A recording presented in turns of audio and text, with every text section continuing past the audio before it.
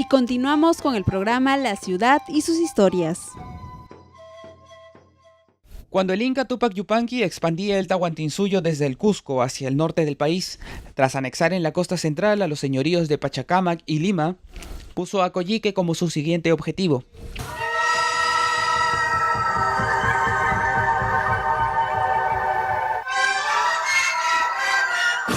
Fue entonces que aproximadamente en el año 1470 envía a un emisario para pedir al señor de los Colli, el Colli Cápac, su rendición y sometimiento al imperio. Tras el rechazo del Colli Cápac se ordena preparar una serie de fiestas y banquetes en las que el propio Tupac Yupanqui le propone nuevamente la incorporación pacífica de su señorío al reino del Cusco. Le ofrece grandes regalos y el establecimiento de lazos de parentesco con la nobleza incaica. Además, le explica cómo los otros señoríos de Lima, que se unieron pacíficamente al incanato, habían recibido tales dádivas. A pesar de todo, el señor de los Colli, confiando en la resistencia de su fortaleza de Coyique y subestimando a los incas, rechazó nuevamente al emperador. Tupac Yupanqui ordena entonces la invasión del territorio de los Colli.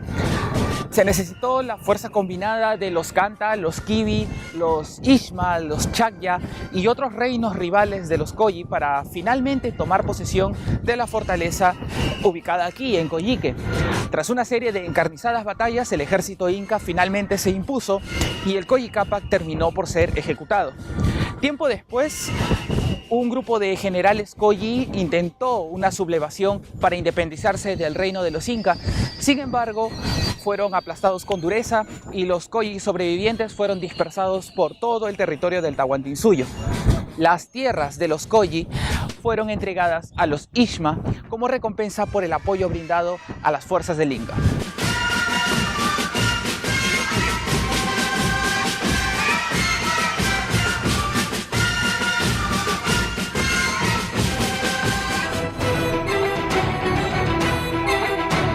Algunos años después llegarían los colonizadores españoles para establecer el virreinato.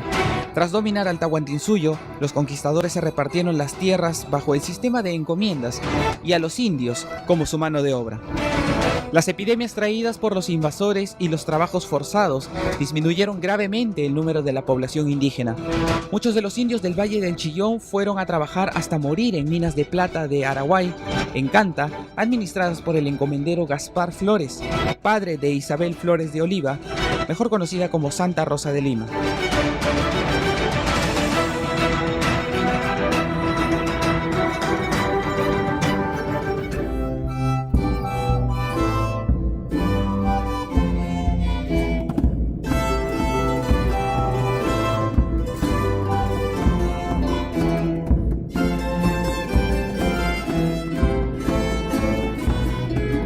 En 1570, con la necesidad de tener un mejor ordenamiento de los pobladores y los recursos de la zona, el virrey Francisco Toledo crea el pueblo de San Pedro de Caraballo. En un primer momento, su población sería de 2.500 indígenas, traídos de todas partes del Perú, ubicados en las calles delimitadas alrededor de la primera plaza de armas de esta zona.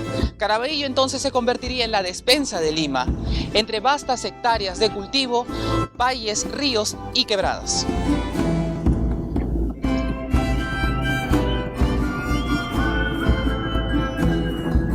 En la primera plaza principal se construyó la iglesia de San Pedro de Caraballo, la más antigua de Lima Norte y una de las más antiguas del Perú, que continúa en funcionamiento hasta el día de hoy.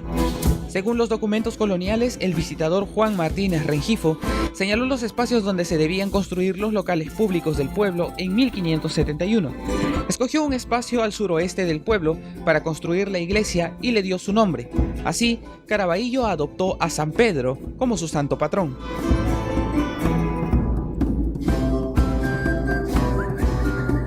La construcción de esta iglesia se inicia en el año 1571 y termina en 1632, pero para 1576 ya contaba con dos capillas, la de San Juan Bautista y la de Nuestra Señora del Rosario, cada una de ellas con su propia congregación de indígenas y cada una de ellas administradas y sustentadas económicamente por un curaca. Y como en esta primera época de la colonia no existían los cementerios, los personajes notables del pueblo, la aristocracia, era enterrada en el interior del templo, mientras que el pueblo común pedía pasar sus últimos días en la explanada izquierda de la iglesia. De esta manera se sentirían más cerca de Dios. Un suceso importante en la historia de Caraballo y especialmente para la iglesia de San Pedro fue la visita del segundo arzobispo de Lima, Santo Toribio de Mogrovejo, el 7 de julio de 1593. Según el historiador José Antonio de Benito, su llegada a San Pedro se realizó en la segunda visita de su arquidiócesis y de aquí pasó al pueblo de Quibes, donde daría el sacramento de la confirmación a la joven Santa Rosa de Lima, quien tenía apenas 11 años.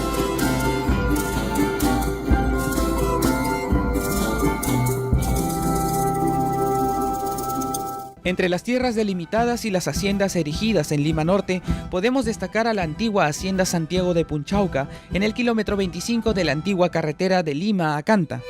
Punchauca está formada por dos palabras en quechua. Punchau se refiere a un día con sol y huaca como un lugar de adoración. Esta hacienda, modelo de arquitectura rural del siglo XVIII, fue construida sobre las bases de una huaca para evitar que los indios siguieran rindiendo culto a sus dioses. Por orden del Cabildo limeño, en 1543, esta hacienda fue otorgada al primer alcalde de Lima, el señor Nicolás de Rivera, el Viejo, como le llamaban. Él era un fiel devoto del santo apóstol Santiago. Es por ello que nombró a esta hacienda Santiago de Punchauca. Es por esa misma devoción también que construyó una capilla anexa a esta casona, en la cual rendía culto al apóstol Santiago. El padre Evaristo San Cristóbal describió su estilo arquitectónico en su época de auge. Ocupa alrededor de 1.400 metros cuadrados y está rodeada de tierras de cultivo, donde se sembraba trigo, caña y algodón. Poseía un huerto en la parte posterior, una botica, la casa del doctor, de las enfermeras y la servidumbre. También tiene un sótano instalado bajo las escaleras de la puerta de ingreso principal, el cual era utilizado como calabozo. La hacienda Santiago de Punchauca actualmente se encuentra severamente deteriorada. Recién en los últimos años las autoridades le han dado el cuidado que un sitio histórico tan importante debería merecer. La casona, en su interior, muestra un patio central que divide dos conjuntos habitacionales a ambos lados del campo. En su conjunto, la casa de Punchauca muestra una sencillez noble, pero bastante típica de las haciendas en la costa del Perú.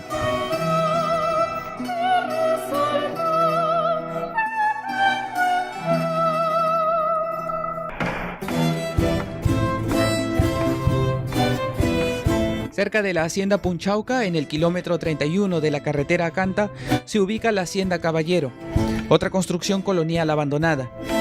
Ubicada en una zona que ofrece una vista privilegiada del Valle del Chillón, tiene 3 niveles y paredes de adobe de casi medio metro de ancho, así como algunos elementos decorativos traídos desde Europa.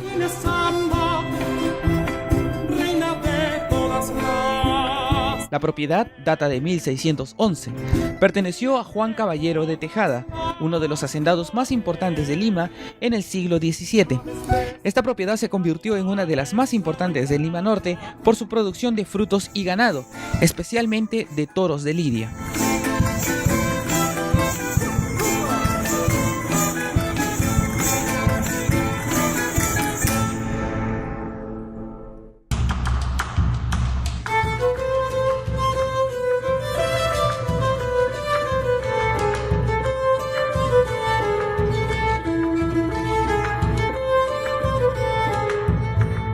En otra parte de Lima Norte, la urbanización Infantas en Comas le debe su nombre a la casona hacienda ubicada aquí, muy cerca de la comisaría del sector y en la actualidad rodeada de viviendas. Esta hacienda, a su vez, le debe su nombre al primero de sus propietarios, el señor Jerónimo Infante del Real, quien la adquirió en 1667, comprometiéndose a pagar una cuota de 3.500 pesos anuales por el lapso de 3 vidas naturales. ¿Esto qué quiere decir?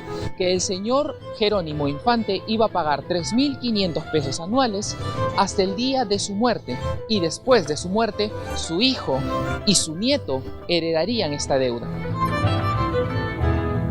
Las más de 570 hectáreas de tierras agrícolas de la hacienda estuvieron dedicadas a la producción de trigo durante el siglo XVII y caña de azúcar en el siglo XVIII, además del cultivo de alfalfa y la crianza del ganado.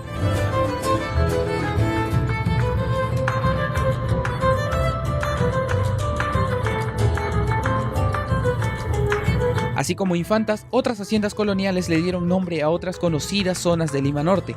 Por ejemplo, la Hacienda Pro, ubicada cerca de las avenidas Los Próceres y Confraternidad, en la Asociación de Vivienda Pro de Los Olivos. De esta hacienda solo se ha conservado su capilla y perteneció a la familia Pro León Colmenares por más de 150 años.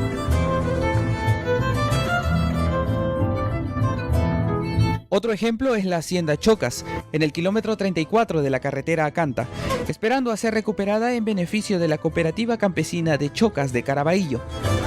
El terreno en el que se levanta era conocido como Ichoca antes de la colonia. La hacienda Garagay, cerca del cruce de las avenidas Universitaria y Angélica Gamarra en Los Olivos, le dio nombre al complejo arqueológico preincaico situado cerca de ahí. Esta propiedad era conocida con el nombre de Nuestra Señora de Gracia y Villa Señor Baja, hasta que fue alquilada por Luis de Garayar en 1785. Una confusión en la pronunciación de su apellido terminó llamando Garagay a la casa y al antiguo fundo, cuyos principales productos eran el trigo, la alfalfa, el aceite de olivo y los carneros de Castilla. Y al regresar, esto es lo que veremos en la ciudad y sus historias.